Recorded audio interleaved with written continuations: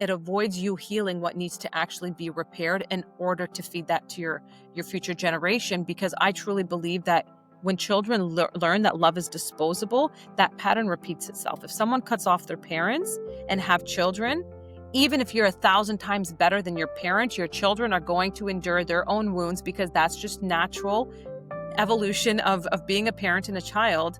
And that child could learn that love is disposable. And guess what? They're going to find their own reasons, even if it makes zero sense, to stop talking to you. That's just an important conversation to have. And I've been looking for I agree. someone to have it with, but so many people that are speaking about this topic, estranged parent-child relationships, they are kind of polarizing. They're, Right. for one side or the other. And I feel like you come from a perspective of healing on both sides. Right. That's right. Yeah. Because it's true. Some kids come at me and they're like super angry, like, why are you defending the parent? I'm like, no. I'm letting the parent know I hear you, and you're not alone, and there is ways to repair. But from the child's perspective, I'm trying to teach them, like, I was that child, and there's ways that, you might think it's healing, it's for your best, but that's actually not the best form, and trying to really grow that compassion in them. It's so important. Well, thank you so much, Tania, for coming. I want to start out with, you started out as a herbalist, helping Yes. people live healthier lives. And now you've shifted over to helping estranged parents and children reconnect. What inspired that shift? Yeah, so I got into herbalism because, of course, my mother, who was on too many pharmaceuticals, she was actually on her deathbed. So I went through a breakdown. I wanted to find something to help her. And so I navigated that. She got off of all her narcotics. Doctors couldn't believe it. So I found this passion for herbalism. But what was interesting is for years I was doing health consultations. So even though I'm fully immersed in it and it's new now, it's not so new, because through the health consultations, I would realize that there was such an emotional component to people's healing that they weren't doing. And I realized that myself. So I had so many sicknesses. I had chronic anxiety, insomnia, endometriosis, IBS, like you name it. And a lot of the times what I was seeing, the pattern was, we eat organic, we're eating healthy, we're doing all exercising, doing everything, but there was still like a disease in the body, or sickness in the body. And I realized there's such an emotional component to how happy and healthy we actually are. So when I started to help people even years ago navigating the emotional factors, I haven't spoken to my mom in 5 years. I don't have a good relationship with my sister, my kids, my marriage is falling apart. And I realized the relational aspect was so important. And so fast forward, when I started to talk about that a little bit more, and I was like, okay, the holistic healing space is saturated online now, which I think is fantastic that people are pivoting that way. But nobody is talking about the emotional component, the Yeah. part that's actually the most important part, because it affects everything, the way you think, behave, go to sleep, everything. And so I started to create content around that and how I personally feel and lived it. And God obviously answered and just told me, you need to run with this, because they can find out the organic and all the other ways and the herbalism and everything else. And so I realized that this was naturally where I was meant to go, especially when I realized that it's a silent epidemic of estrangement when I was the child who also went through that. Yeah, that's beautiful. I love those whispers from God, that 100%. intuition. It really is everything. And as a matter of fact, bliss is being love, is success and service, but I'm shifting it to inspires, Yes. because I believe, like, every client I've ever worked with, I'm like, what do you want? What are your goals? I want to help people. They Yes. want to serve. Every single person wants to serve. But what's missing is they loathe themselves, and they have these empty, dark spaces, unhealed spaces within themselves. And they pour themselves, instead of working on that, they pour themselves into service, but they're just pouring from empty vessels or cracked vessels. And so it's just so incomplete.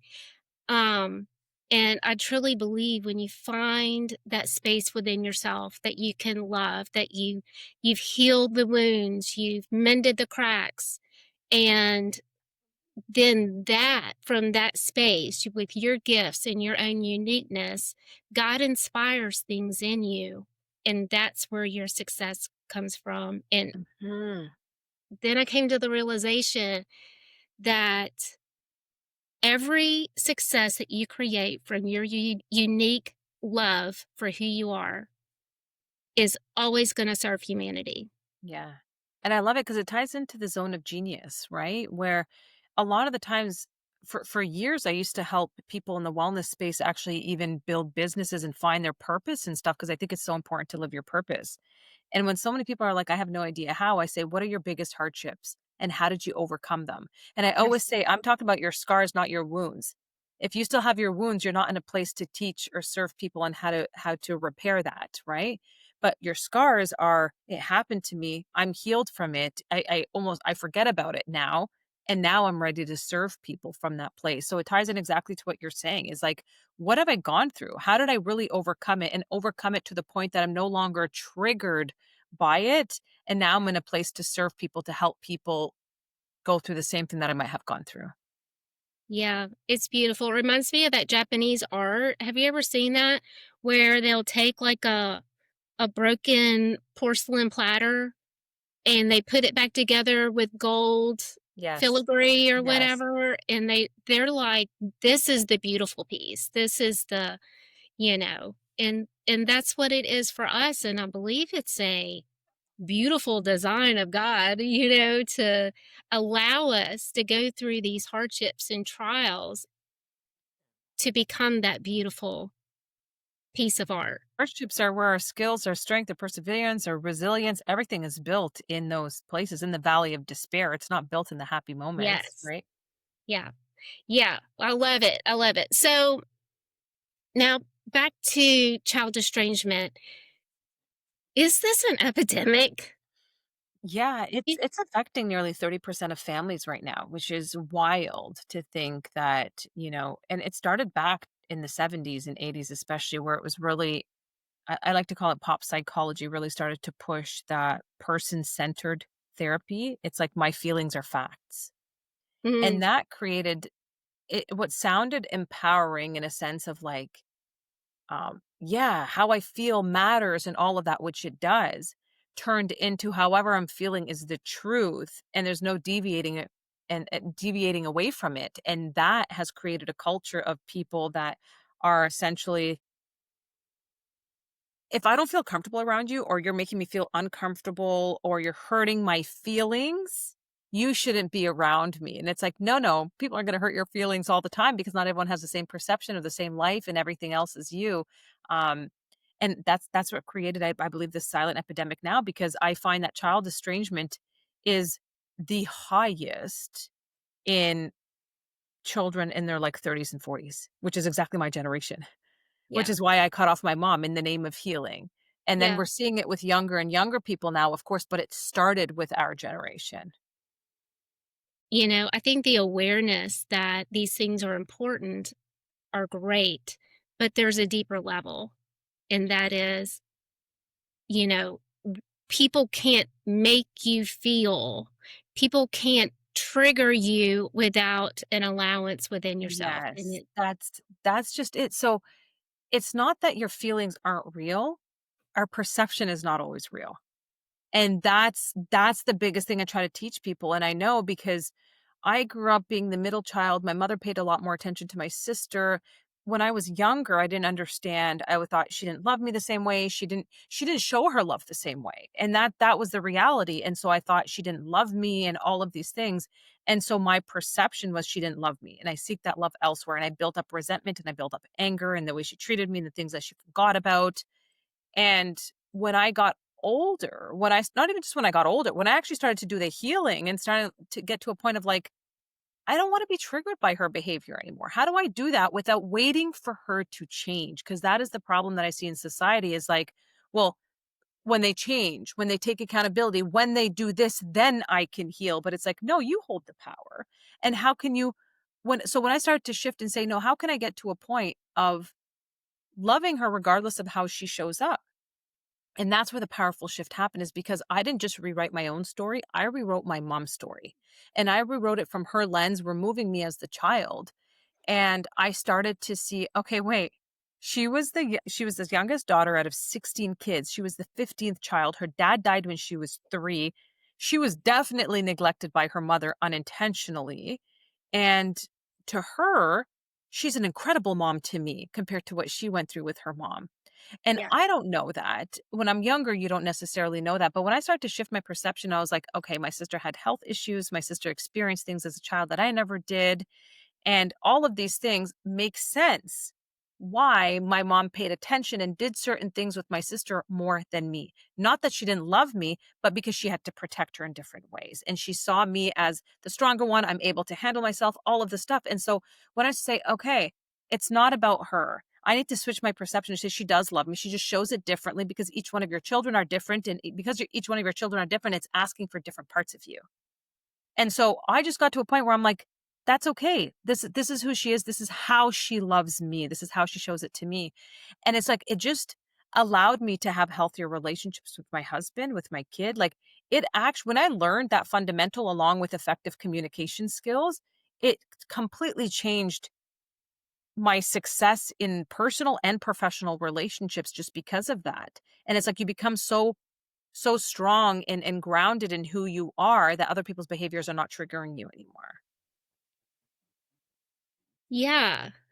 I call it the love bubble.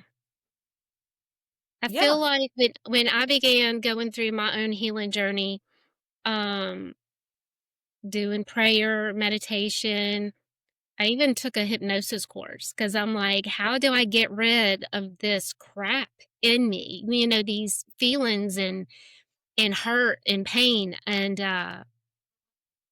one of the meditations is going in and experiencing your perpetrator or your for me it was my father right. as a child. Going in and just experiencing him as a child. And oh,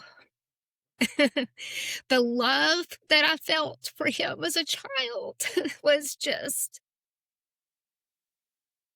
and I'm like, something happened to him to become the person that injured me. Right.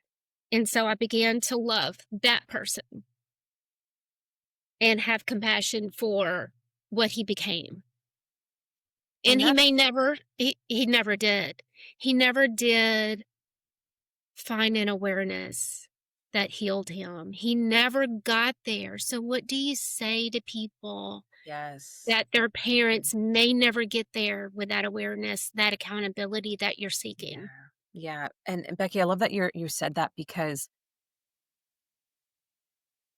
I love that you're sharing that because that's one of the hardest things is there's a chance that my parent might never change. My mom hasn't Yeah, changed. She hasn't. She's probably not going to. yeah, And when that happens, is I tell people they grew up in such a different world.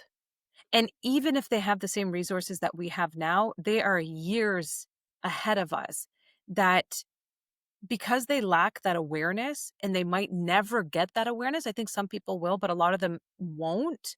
We have to come from that place of compassion and say, I almost feel sad that you're not able to heal from that, that yeah, you still attach to your childhood wounds. And a lot of the times we put this power on our parents because our parents are the ones who raised us. They're like the holy grail after God in our lives. And so we forget that wait, they're a wounded child. yeah, They're also a wounded child, and their yeah, parents are wounded children. And so they might never change because they don't have the resources, they didn't have the upbringing, they don't have all of the stuff that we do, and they might not even have the strength that we do, and that says a lot about us and us changing that generational pattern and why I say breaking the cycles. So it's really getting yourself and that has a lot to do with the healing component that I talk about is how can I get myself to a point that I'm okay if they never change because they don't have the tools that I do. And I'm so thankful that I have the ability to change and break that cycle.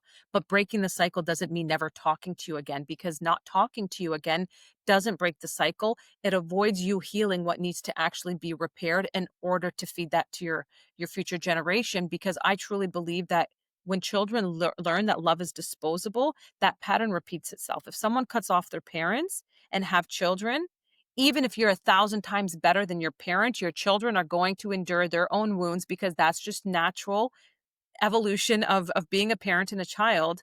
And that child could learn that love is disposable. And guess what? They're going to find their own reasons, even if it makes 0 sense to stop talking to you. Absolutely.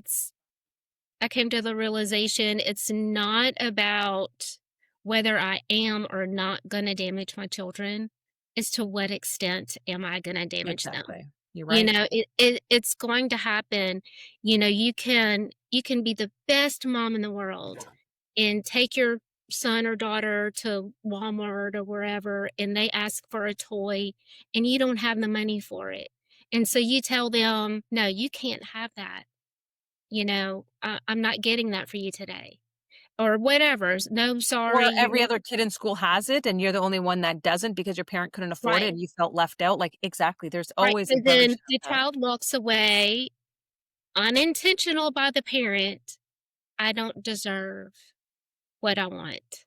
That's exactly it. And of course, I know we're both not talking to, real abuse that happens. That's obviously the exception to everything that we talk about. But you're right. A big chunk of the estrangement that I see right now is like I had someone actually even say, well, my dad yelled a lot. That was the abuse that I endured. And I was like, I, I'm sorry, but in my world, yelling is not abuse. Yelling is not abuse. That's not the same thing. Or there's it's that's a perfect example of a wound. It affected you. It wasn't fun. It hurt you. It had a perception. You blamed yourself for something that was going around you and you attached it to your worthiness and everything like that. And this is more proof of what healing do I have to do so that my perception of that is now changed. Yeah, so, you know, in getting on that, how we're kind of conflating what abuse is.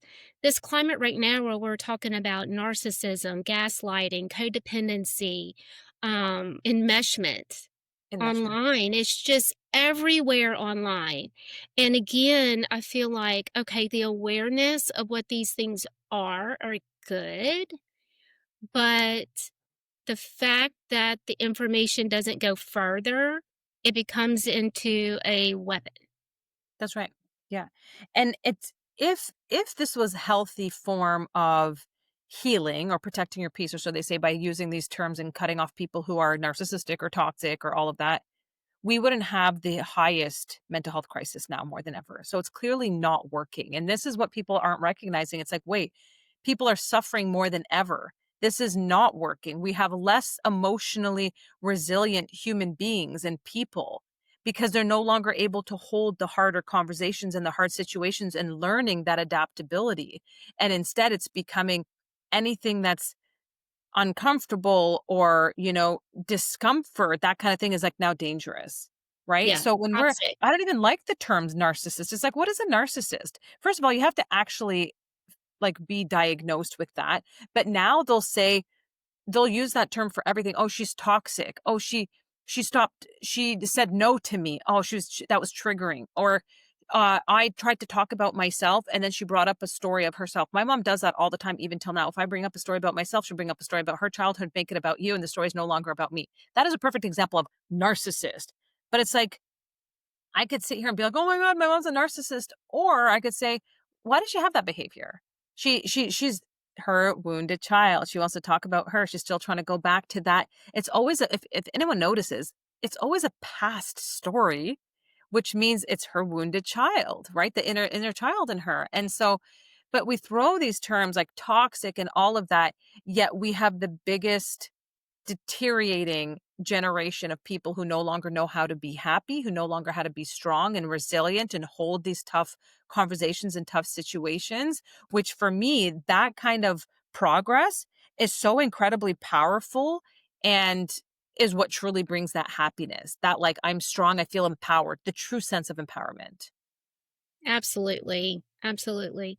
Um, there was a point in my life that I was trying to figure out if I was a narcissist because I feel like my father was a narcissist, Mhm. and he was. And I think he would have been diagnosed as a narcissist. I don't think he ever did, but um I have a friend who's a therapist and I was like, "Donna, I was like, "Am I a narcissist?" I saw this thing online the other day, and there's like 9 things that, you have to click off to say you're a narcissist, and some of those things on that list rang true for me. And she's like, "Renee." Okay, I'm Becky Renee. That's another story. But she's like, "Renee, if you're asking if you could be a narcissist, you're not a narcissist." Fair enough, because that awareness, right? And I think that for me, I just don't like the term narcissism because it becomes like a death sentence. Yeah, Like, people genuinely in the online space believe that no one ever changes from becoming a narcissist. But it's yeah. like, it's really the brokenness inside of them. How much anger and pain is someone carrying and projecting? And that's what I mean. When you get to that level of healing, you see past the labels. The labels mean nothing. It's about looking past the labels and saying, where is that coming from? And does that mean that I truly believe, of course, there's evil people in the world. The devil's running rampant in this earth right now. There's definitely evil people. But a lot of the times, these labels that we're attaching it allows us to label it and walk away because they are associated with that label versus what is behind that? Where's the pain? Where's the anger? Some of the meanest people in the world have a reason for that. And it's like that broken child. And that doesn't mean that you sit there and allow someone to be mean or disrespectful or anything. No, there's a way that you can set standards without necessarily having to completely cut off, of course, if your safety is not in jeopardy, right? Yeah, absolutely. You know, out of the 9, all of the characteristics of a narcissist is a survival mechanism. That's it. If you weren't seen as a child, if you weren't heard as a child, maybe you were only seen and heard when you were getting the medal or the award. Right. And so you're like, this is how I receive love, right? Is being perfect. So That's I have it's to make sure everyone sees me as perfect because I need love, right? and that has a that feeds into the generational programming that has happened about that external validation, right? Versus, because if you think about what happened at home and then we went to school and it was you get good grades in order to be good and to be marked as good or to perform in order to get that recognition. So it's like that pattern, especially for women, was feeding. And that's why estrangement, which is wild, estrangement is primarily in daughters or sons who are influenced by their partners. Mm. So it's like Yeah, you're it's like right. they've hyper focused on women essentially when it comes to estrangement. So it's either the woman influencing her husband and the husband is now not speaking to the parent or the mother, or the daughter.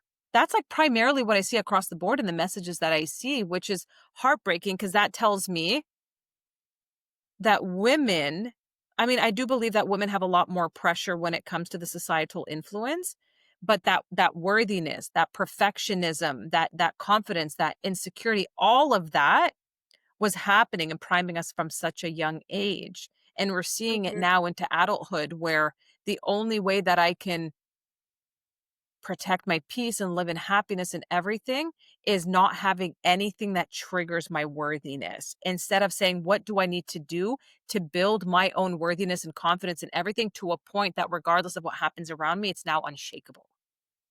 The love bubble. 100%. Yeah. I think mothers, we're in charge of the emotional well being of our children. So I guess when then there's emotional wounds, that makes sense that kind of the attack is on mothers mainly from Yes. Yeah, you're daughters. right. Like, these are the emotional keepers of society. So how can we teach our kids to recognize genuine Yes. emotional harm without labeling every uncomfortable feeling? Well, I mean, I love that, at the beginning of this conversation, you kind of mentioned, like, I know I'm talking a lot about the child's perspective, but Yep. I speak a lot to the parent too, because you're right. It's when like right now, my primary focus is helping the parent reconnect with the child. Meanwhile, the child, of course, learning compassion and everything, but I'm trying to build that awareness in the parent because they are the ones that essentially should help build that emotional connection. So when I'm speaking to the parent, I'm saying this is how you can better understand your child. And this is how you can communicate with your child. For example, not trying to over explain, over apologize, over justify all of that, because that tells the child that your feelings aren't important because my justification is justified, essentially. So, like, for example, someone will say, you really hurt me when you do this. And you're like, okay, I'm sorry, but I actually did it because of this. So the Mhm. parent is trying to say, I'm trying to have you understand why I did that. Because if you Mhm. understand why I did that, you're going to understand that I didn't mean to hurt you. What the child is hearing is, you hurt me and you don't care because your reason is more important. Mhm. And this is Mhm. also why a big factor of what I teach is that effective communication for the parent to understand that's not how you approach it. If you're going to say, I'm sorry that that's how it made you feel, that ends there. There's no justification on the back end because the child just wants to feel acknowledged, that you understand the hardships that they've gone through. And that's the part that I'm really trying to teach the parents to understand that perception and how I approach the child. And because of that, is why I've seen so many children go back and start communicating with their parents again because they just wanted to feel heard. They just wanted to feel like the parent recognizes what was caused on them. And that's why it's kind of so important on both sides because it's if the parent never gets to that point, how can the child still heal and love their parent and show up without compromising themselves? But also, if the child is going to be very stubborn and very wounded, how can the parent, if the parent is willing and aware of it now, take steps closer to the child for them to kind of let their guard down a little bit? Yeah, how does that happen? Well, I see it on both sides. There's to every single relationship in any relationship of life, whether parent, child, love, it always, it's one person chooses to lead first. It's always going to happen. So and a lot of the times, and that's why I take both sides, is a lot of the times the parent there and my angle now is there's parents that want to choose to lead. How can I repair it? How can I show up Mhm. differently? What do I need to do? And don't get me wrong, there are parents that are like, I shouldn't have to. Children should come from both sides. They should come and talk to me. And I'm like, cool, you're not the person I'm talking to right now, then. You know what I mean? Right now, I'm talking to the parent who's trying, and Yeah, then there's also children that are like, I don't know how to approach my parent. I want to fix things. What do I do? And that's yeah. what I mean, that there's a natural leader or an alpha in every single relationship. And that's why it's so important for me to say, how can we talk about both dynamics? Because in every single situation, it's not necessarily going to be the parent. In every single situation, it's not going to be the child. For me, I was the one that led. And in a lot of the situations I'm seeing, it's the parent that's leading. But at some point, that's what's going to have one or the other kind of come closer and closer together. But it starts, honestly, Renee, it starts with communication, understanding the fundamentals of communication and the perception and the human behavior and how they interpret words and all of that in order to say, okay, now I understand what they need me to say and how to say it so that they understand it, not my perception, their perception. So you're basically helping parents lead with love and not lead with their wounds, because when they're Right. saying, "This is how I did this, but this is why I did it," Exactly. it You is nailed it it. is still putting that wound in there.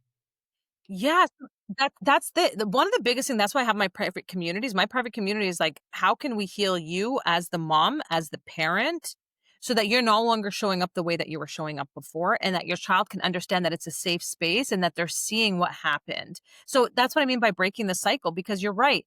If you keep showing up from that same wounded place and trying to justify, then as the parent, you're putting all the blame on the child. And that's not to say that the societal influences and everything I do believe are affecting the child and that the parent is 100% at fault. Absolutely not. It's about being so aware that you're aware of the influences, but you're also aware of how you did things that could have fed into this influence. So that Yes. level of awareness, which is amazing. Like I'm telling you, I've got 70-year-olds in my community who are like transforming their entire life. And they're like, I can't believe I did this all wrong. And I tell them, like, it's not that you did it all wrong. You're learning what you didn't know. And they were living, and you said it, they were living in a survival place, Yes. navigating maybe an abusive marriage that their children, didn't know about or didn't really understand. Whatever it is that they were navigating, depression, all of that, that fed into how they parented. And Yeah. now that they're aware of how it's affecting their child, they're like, "How can I show up better? And how can I show up better and show my child that I'm fully aware and willing to show up better?" So that's why no matter what, both sides, I say it starts with you. How can Mm. you heal your wounds so that you show up better, stronger, more resilient, happier, healthier, all of the things? Because when you do that, energetically, there's an invisible umbilical cord that starts to repair itself naturally. Absolutely, absolutely. We're all these energetic containers. And when our container is wounded and small, it doesn't have room. We have to That's grow right. that container, heal those parts, grow our container so that we can allow healthy relationships in. Through my healing journey, I would have these realizations. I would heal and I'd have these realizations. And I very well easily could have been, and still may be, one of these parents with estranged children. Um, but as I've healed, I cannot tell you how many times I've apologized to my kids. Right. Like, I'm sorry I showed up this way. I'm sorry I did this or I expected that. Look, just little examples. Um, Growing up, I didn't feel seen or heard. I didn't feel valued or really truly loved. I was always confused. Um, how can a father's supposed to love their children. So how can he choose to treat me this way? And I would have those thoughts. And so then I got married, had children, and when my children would leave messes around the house or whatever, I would try to handle things differently than my father would have handled it. He was very authoritarian, um, and narcissistic, and I would have just been grounded for a month, yelled at, beat, whatever. And so I tried to handle it different, more gentle. But then it would reach this breaking point. I can remember my thoughts were, if they loved me, they would pick up after themselves. And so I would tell them, like, it feels like you don't love me. Like you leave this around the house for me to clean up. I mean, that's not love. How are you loving me? And now I'm just like, Well, because you're gosh, consciously I aware of that kind made of them guilt, leaving right? their coat cans around the Exactly. house, whether or not I was loved. Right. Right. And that worthiness had everything to do with your situation with your Yes. father, right? And Yeah. that also, like for me, I was always trying to find love externally too. Like I was always in relationships. I wanted to get married. I wanted to know that I was worthy of love and I had to prove that to myself. And that will bleed into how we show up in everything. And then unintentionally, it does feed our kids. So it's like the wounded child is now creating a wounded child. Um, and I mean, I don't think that cycle is ever gonna 100% break, but to the level of the wounds that we allow, I think is what's most important and wanting to consciously do that. So for you, for example, I love that you're able to apologize and get to that place. And that's exactly where I want to focus with the parent, for example, is getting to that place. And then for the child, I do believe estrangement is rarely ever permanent, where the child will get to a point of their own healing as well and saying, I gotta show more compassion. I see the difference in them. They didn't intentionally want to hurt me. Look at the hurt that they went through. Like my husband and I talk about it all the time. My husband's his mom left when he was 14. She left his dad, she up and left, she left the country. He didn't talk to her for years. And so he was so close to her and now here she is, she abandoned him and she had a very hard life, not even just a hard life, a very emotionally lacking. And you could even still tell sometimes from the way she is now, it's just like she never really grew up with so much love expressed in the home, Mm, which is really interesting, especially from a cultural background. You see that a lot, right? Because it's a lot of pride and you can't show too much emotion. And so, yeah. so for him, by the time he was 18 and his mom was trying to talk to him again, he had already built this thing as I want nothing to do with her. And when him and I got together, he had so much anger, so much anger. And anyone can justify, well, you shouldn't talk to her. She left you. She abandoned you. Don't talk to your mom. And cool, you're justified. You're right. It hurts. She shouldn't have left. I'm not here to justify that. But what I am here to say is your anger needs healing. And what is it going to take to heal your anger? And if Yeah. the anger is rooted in your mother, avoiding that situation is not going to heal you. And Yeah. so for years, it took almost reprogramming of like your mom was a human. What was her story? Why did she leave? What was it? There's a side that you're not seeing. And it doesn't mean that it's justified. It's just going to help you understand more that it's not because you weren't loved. It's not because she didn't want you or anything like that, which is the story that the child does because it's survival. It's what helps them make peace with that. Yeah. And then when they ended up meeting and they talked for 4 hours and he cried and she cried and all, fast forward to now, Renee, she lives with us. She's like my best friend. They have an amazing relationship. And he doesn't have his anger issues and stuff like that anymore, right? Because it was all protective mechanism. So we can either choose to justify our pain or what was done to us because it is absolutely justified, but is that leading to your healthiest, happiest version? And that's the split that I really want people to see. You're justified in your pain, you're justified in all of that. But is that leading you and how you're dealing with it right now, leading to your healthiest, happiest version? And if it's not, what do you got to do to change it? Yeah, because what do you do when the next person shows up in your life? You get a friend for 3 or 4 years, and all of a sudden they show some toxic behaviors. You're just gonna leave them? I Well, mean, that's what happens, right? I It feel feeds like into you're your just relationship. gonna like, these people that are attaching and leaving, and anytime somebody shows a toxic behavior, they're just gonna be alone. Right.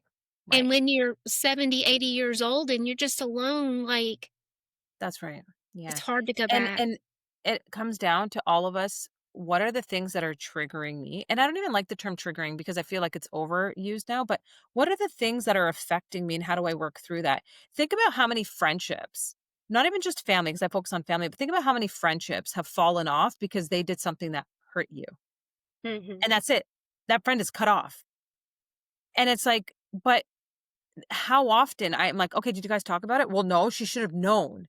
She should have known. He should have known."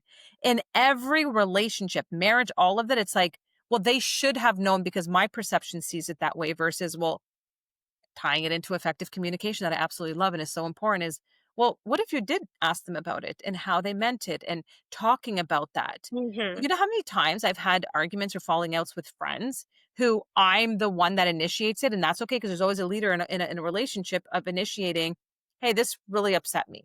Can you tell me about like what your perception was? Because I'm gonna assume that this is my," and then we talk about it, and they're like, "Oh my God, I'm so sorry I didn't see it this," and then you're like, "Oh my God, that's amazing. I could have totally cut off this friend and lost this friendship."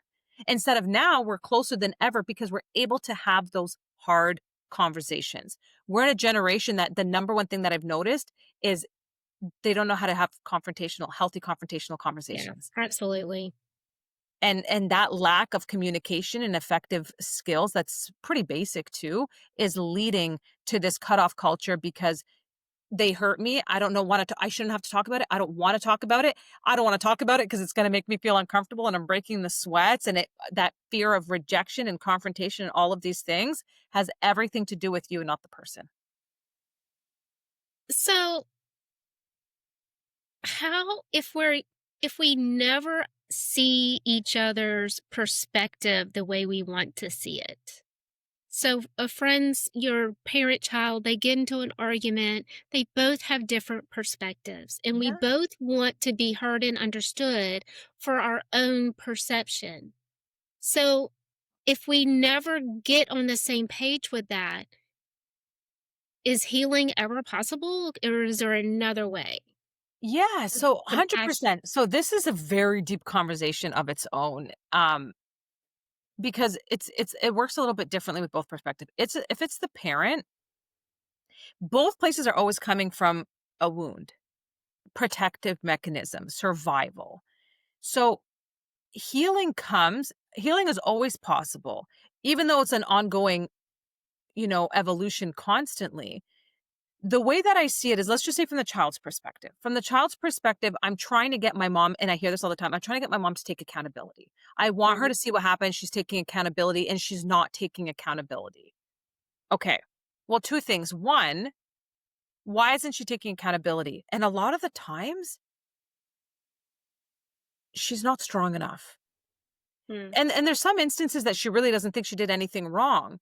But I believe it's so much deeper than that is because they're not strong enough. And if they admit it, they will crumble. Mhm. And whatever survival she has left, and I see that in my mom, like, I don't think that my mom can physically handle me really trying to explain to her the damage that was done to me or the pain and all of that, or she would go into depression. Like, So she how would have you feel like sh navigated that for yourself? it Her that's not what I mean. being able to do that? What was that? How do you navigate that for yourself? Her So what I got to the point is when I realized that is I said, "Let me try." I would try to have conversations, and she'd be like and it would if she's always trying to explain herself, like, she's aware of it, but trying to explain, when the parent does that is because it's too hard for them to fathom that, and I've Mhm. noticed that from a psychological level, it's hard for them to fathom that, and that doesn't mean that it's right. I'm always gonna say, it doesn't mean that you're not justified, it doesn't mean that it's now excusing their behavior, but I got to a point that I was like, if she's not strong enough to handle and hear it, how am I gonna allow myself to say, "Okay, I'm okay if she never fully acknowledges it. I have God on my side, and I'm gonna work on me being the happier and healthier version." And when I did that, I started to say, "I don't think she's strong enough to swallow it." It doesn't mean that she actually doesn't see that she hurt me. I'm just aware of it. I'm aware of it, she can't handle it, and I'm okay with that, and I know that because I had one viral video on TikTok that was about, how my mother didn't get me a birthday. I was 15 years old, and my mom didn't get me a birthday cake or a birthday present that year. My sister and I are 9 days apart. I'm first, my sister's 9 days after me. And I still remember she got a birthday cake and a present for my sister. When I asked her, she's like, "Oh, well, you're working now. You can just buy it yourself." And I crumbled. I like that was the beginning of my estrangement story where I was like, she doesn't love me. And my mom broke down when she saw that TikTok video. Like, Mm. she just in her entire existence, because to her, she's like, "I really did the best that I can." Like, I stayed in an abusive marriage for my kids. I got married young. Like, her entire perception was like, "I literally gave everything for my kids. I was working a full-time job. I was trying to cook from scratch for you guys." Even though she turned because of all of these wounds that she had from, her dad dying and all these siblings, and her siblings weren't great to her, and my dad was abusive, and all of these things fed into how she showed up as a parent. Yeah. And so I got to a point that, like, the one place that she really genuinely tried, she cannot there's something in her that just can't ever feel like she completely failed in that role. And I don't think she did, to be honest with you, but as a Yeah. perception of the child, I became okay with it. And I said, "She really did do the best that she can with what she had, even if it wasn't what I needed or thought I wanted." Do you see Yeah. what I mean? And so And that's as children, we hold on to these moments, don't we? Like, there's these that's little right, moments exactly. You're that right. and it's not the big picture. I later found out that what she dealt with in that week of my birthday is why she missed it, but she didn't wanna say that, so she made another excuse up, but I held on to that excuse, right? And those Yeah. moments are the ones that you're right, we hold on to from pain and all of that and feeling unseen. I felt very unseen, very all of those things, but I can still sit here and justify myself as to why she did those things and resent her and do all of those, which I was there, or I could just be like, "Okay, and what? That's fine. Like, I love you. I know you did the best that you can. I just hope that you heal and get strong enough to be able to have these kinds of conversations. And I'm going to kind of try and do it differently with my child." That you have to get to that level of healing that it's like, okay, so what? So Like, how do you get to that level of compassion? it takes a lot of self work and being able to look at yourself in the mirror and say, what is it about myself that I don't think I'm worthy or that I don't like? Or what have people said to me that really hurt me and made me angry or upset and sad? And how can I start working on each one of those things one at a time so that I'm no longer affected by it? So for Yeah. me, it started with I'm not worthy of love. And that's Yeah. why I was dating so much. And I had to say, what do I need to do so that I know I'm worthy of love? Because it's not anybody else that's going to fill that void. How am I going to know that I'm worthy of love? And that is where I worked on myself. I built my faith with God. I realized how much he loved me. And through that, I said, okay, wow, I'm a great person, you're right, like, nobody else is gonna do that, and then you go to the next topic, and the next thing, and the next thing. "Oh, I have anxiety? Well, why do I have anxiety?" It's like you work this is why it's an ongoing this growth is an ongoing process of, I need to stop looking for someone else to help me fix myself, and I need to be able to look in the mirror and have a very hard conversation, which is mirror work that I talk about, and look at yourself and say, "I don't like this about you." Like, to yourself, "I don't like this about you. People don't like this about you. I was told I was aggressive a lot for how I communicated and the way you sound violent in how you're talking about it. I'm a passionate person, but guess what? That's why I learned effective communication. Okay, well, how can I change? How can I communicate better?" Anyone that's saying something not so nice about you, there's probably a little bit of truth underneath it. And what do I need to do to be able to be aware of it and to start becoming better in that aspect? And it's Yeah, hard because you're essentially admitting that I'm not perfect. And when we do that, it hits our pride and our ego, and we feel like this is actually exactly what it is. If you admit certain parts of you, you feel like I'm a bad person.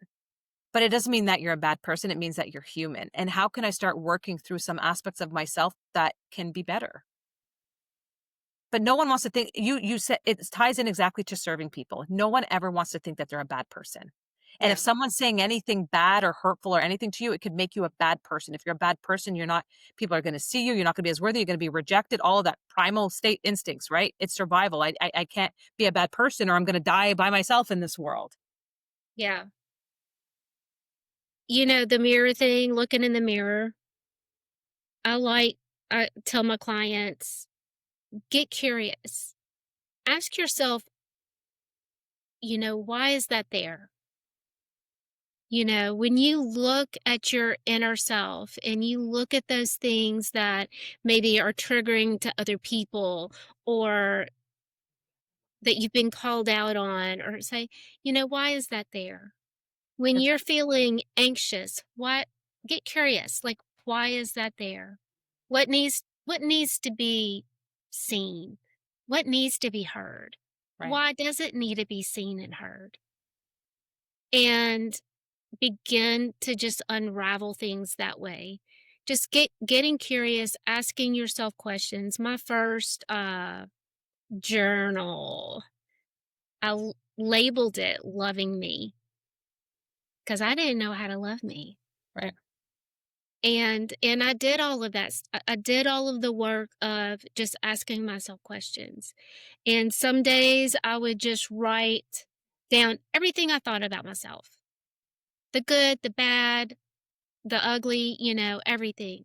And and just start asking, why do I think this? Why is this my perception? Where did this come Right. from? Right. And then you And rewrite it. yeah, and start unraveling it. Um I definitely feel like triggers. It's got a very negative characteristic about it online especially, but I see them as gifts. They Well, that's exactly definitely it. are gifts. There should be your trigger markers, right? Yeah. Like, it should Like, trigger "Oh, something here's a inside of you to say, trigger. "Okay, whatever's being What triggered do in I me, need to thank." look at?" Exactly. That's it. I like the term trigger in that context. "Oh, it's triggering me.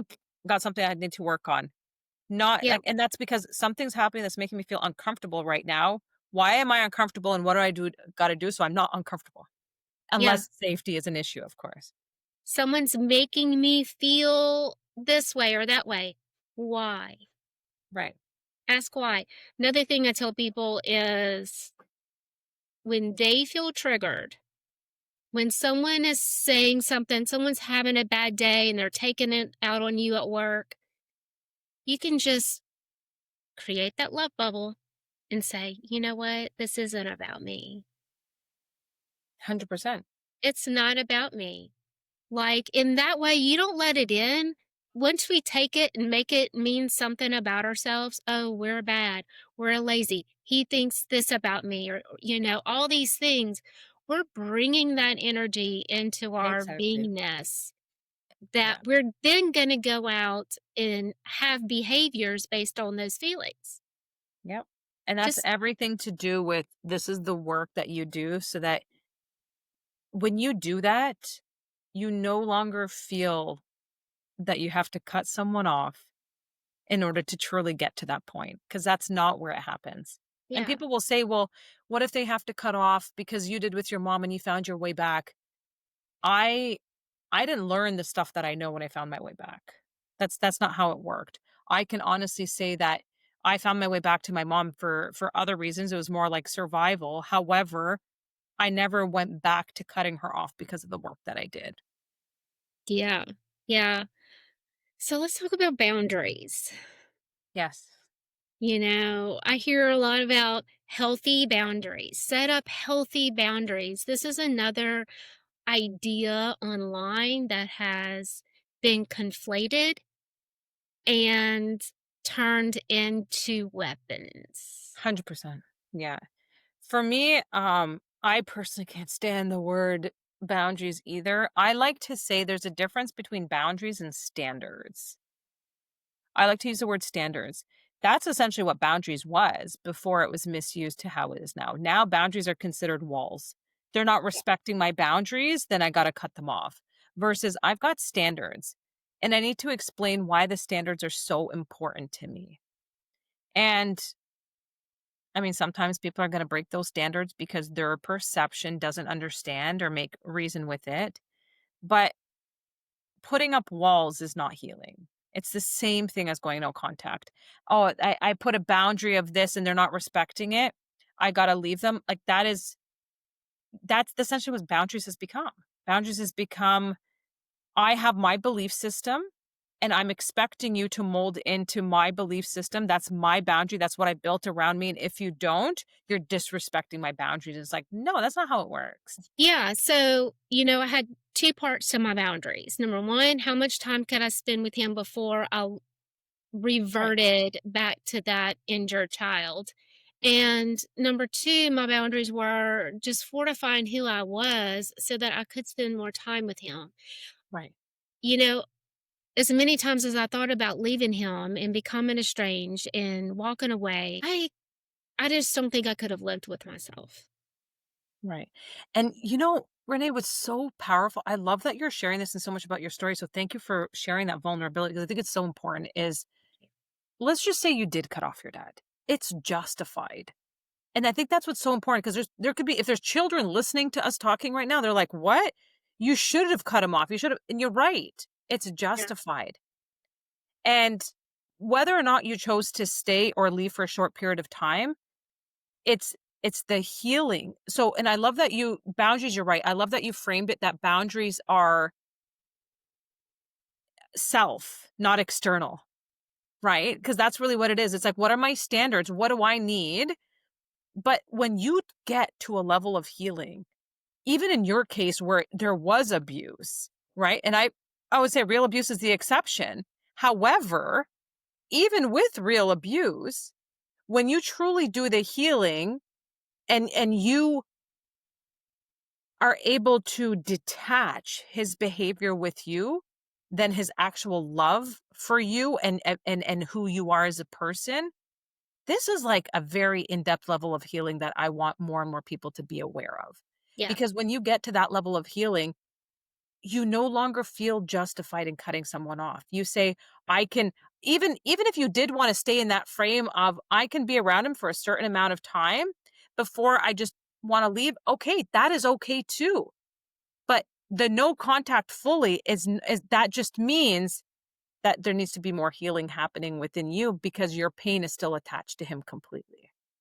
Yeah, as an adult, I realized that I had control over who I was going to be. I had control over how people were going to treat me. And and he never really treated me horrible as an adult. Um there were a few instances it was really just his mannerisms, things that would trigger me, Right. Because of your 2-year-old wounded child. Exactly. That's right. That's right. and but tell me, Tanya, like what it did for me also was my level of compassion, forgiveness, and grace all shifted from loving who I was and learning tools and tricks to stay firm and grounded in that. Yes. Um, I kind of realized I don't even like the idea of forgiveness anymore because forgiveness requires judgment. And you have to Mm, like interesting. create a judgment to forgive. Whereas grace to me is the understanding of I hear you. people are flawed. They're That's gonna screw human up. nature. God says, "You're When you human, think you're about gonna Adam, screw up, and I right? Like, love you anyway." that's right. Yeah, and I love that you're saying that, and it's powerful because when you get to that level of it's grace, you're right. And I love that you saying that because when it comes to and we can forgive. It's just saying every single one of us are gonna make mistakes. Every single one of us. Are we gonna sit here and judge every single person's mistakes in order to have to forgive them versus I understand why you did that. Exactly. And navigating it that way. For you in particular, I think what's so powerful and is a perfect message to end this with is you're a perfect example of if you look at yourself in the mirror and you say, I love who you've become. I love who you've become, the person that you are, how you show up, how you communicate, all of that. If you love that person, then you actually had the perfect parents that were meant for you. No matter how destructive you thought they could have been, no matter how mean or hurtful or all the stuff that you've gone through, you had the perfect parents for who you were meant to have. And same thing with me. When I look at myself in the mirror, I said I wouldn't change a thing because that's exactly what made me who I am right now. And if you're not there yet, that means that you hold the power to say, what do you need to do to get to a point of loving the person that you see in the mirror? That's beautiful. For a last message, what do you want parents of estranged children to know right now? What's most important? The most important thing is your child doesn't hate you. A lot of them feel like my child hates me. They'll never talk to me. No, your child is just living in their pain still, and they haven't processed or figured out how to process it. Yeah. But they love you. And I always said that there's an invisible umbilical cord. So work on yourself energetically through prayer. I do believe that these situations are also God led in a sense of what is it teaching you and what do you need to learn in this phase, in this lesson of your life, and allow Him to do the rest. Look, I pulled up my little Bible app and it's right on James because it's my favorite verse. You would think I know it by heart by now because ooh, this verse got me through the most painful times in my life. It made me feel like all of this pain that I lived through was not for nothing. It was for Exactly. something. And it was for 100%. something 100%. godly and just big. Count it pure joy, my brothers, when you meet trials of various kinds, for you know the testing of your faith produces steadfastness. Let that steadfastness have its full effect, so that you may be perfect and complete, lacking in nothing. Right. I love it. It's beautiful. So, yep, that verse right there got me through a lot of painful times, and it just helped me even embrace it. I would think, God, whatever you're working in me, like, can we get it not done, but thank you? I mean, Well, that's now when I'm dealing with hardships, I'm like, I'm excited for the reward going to come after this. What is this gonna do? What does this mean? So you almost say like it's gonna suck, but I know something great is gonna come from it. every level of growth requires, it's hard to say, it requires brokenness. And this really is the difference between like some of the most successful great people out in this world that have created inventions and technology and the things that we use every day to make our lives so great. They saw that brokenness. They saw those struggles differently than a lot of us. Right. You're either going to crumble to it or you're going to allow it to make you stronger. That's and right. move forward. That's the difference, yeah, and And with that's the that, level of healing that I think everyone has to get to, and we'll have family and emotional reconciliation that we need to see today. so Tanya, before we leave today, how can people reach you and get help if they are an estranged child or an estranged parent? Yeah.